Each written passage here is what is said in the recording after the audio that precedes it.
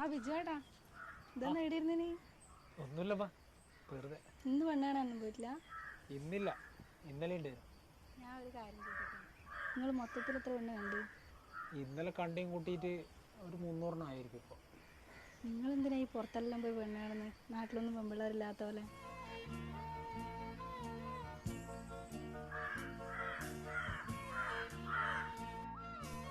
ഇത്രയും പ്രതീക്ഷിച്ചിട്ടുണ്ടാവില്ല, പാവം.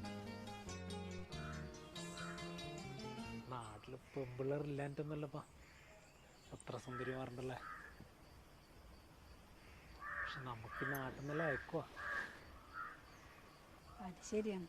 ഒന്നാമത് പണിയുമില്ല, കാണാനും വലിയ പോണമില്ല, വലിയ സാമ്പത്തികവും ഇല്ലല്ലോ. നിങ്ങൾ പുറത്തുനിന്ന് തന്നെ നോക്കുന്നതെന്ന് തോന്നുന്നല്ലോ. ഇത്രയും പറഞ്ഞിട്ട് അവസാനം റൂമിലെ വർത്താനം എന്താണ് ചെയ്യാലേ?